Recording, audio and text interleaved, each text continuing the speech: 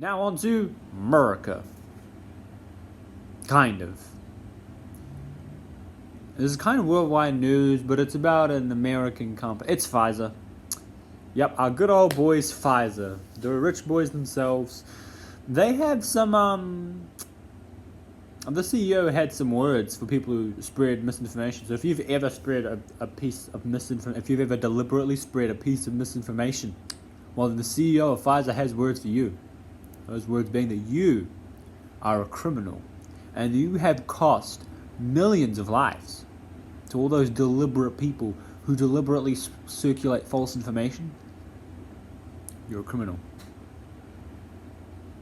This coming from a company that had the largest criminal fine in, I believe, American history at that time. I believe it was $2.3 billion for fraudulent marketing. Apparently, according to a survey by the Kaiser Family Foundation, about a quarter, is it a quarter or a third?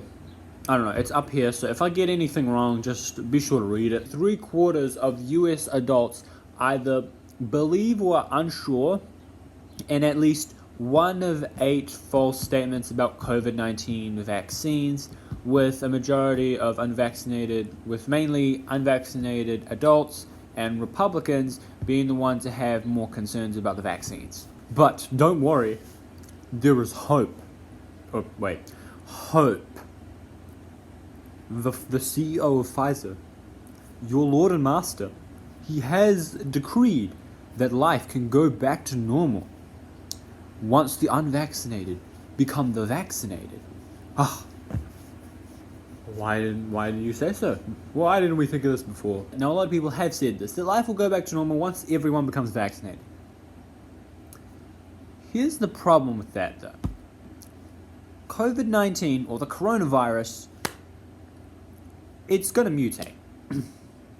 Now, I know a lot of people were surprised that there were all these different variants, like Delta, Omicron, Alpha, and then apparently there are others, but those are the main ones I know. And of course the SARS. Well, I think I keep forgetting. Is it SARS 20 or something like that? I don't know.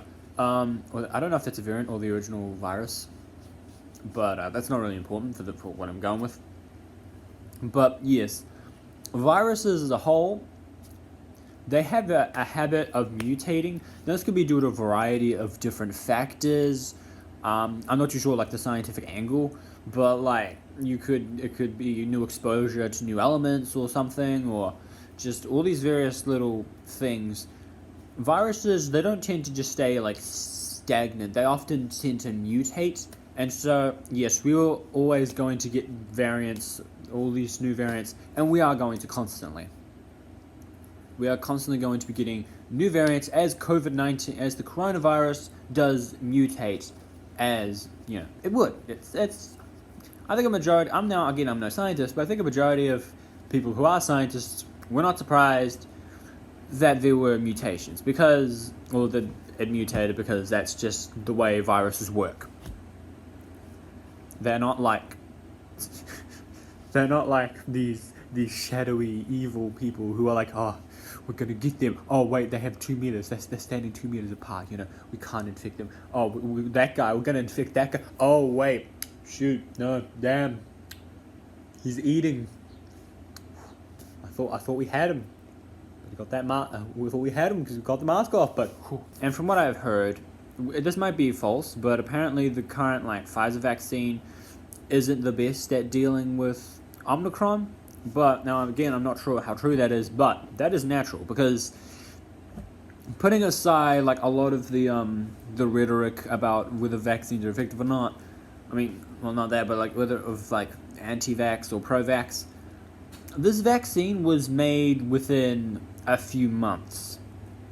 Okay, maybe not a few months. It might have been quite a few months, but it didn't have decades of testing and just constant study and just all of the study that would be required to make this a fully effective vaccine that just protects your immune system. Because I'm not vaccines, all vaccines are horrible, they're horrific. I'm not even anti this. I'm not even anti Pfizer's vaccines. I'm just stating out that with the majority of previous vaccines, they have had years and sometimes even decades of testing, and that's why they work so well. Is because they have had time. The people who made them have had time to work on them, so that way you are properly immunized by these vaccines. With a lot of these COVID vaccines, because of how recent COVID-19 is, there hasn't been a lot of long-term study opportunities because I think it's been like 2 years since COVID was really a big thing. I'm pretty sure COVID would have been around since before then probably, but COVID mainly became like a worldwide phenomenon in 2020. As the coronavirus mutates and we get new variants, naturally it's going to be changing, and what may have worked in a previous vaccine won't have worked for a new variant. And so that's why a lot of this, you're just going to have to keep getting boosted because the new variants are just going to keep showing up because that's how viruses work, they mutate. And so you're just going to keep needing to get boosted and boosted and boosted. And so I don't think there's ever going to be an end for the whole, we need to get vaccinated because it's the best protection against COVID-19. Now, if you feel if you want to get vaccinated, go right ahead. That is your personal decision. But I don't think life's ever going to get back. If we are constantly pushing vaccine mandates and then we're going to be updating for booster shots to add to the vaccine mandates, I don't think life will ever get back to normal. Not until someone makes a genuine cure against coronavirus and all of its variants. But with the disease constantly mutating, the odds of that are less likely.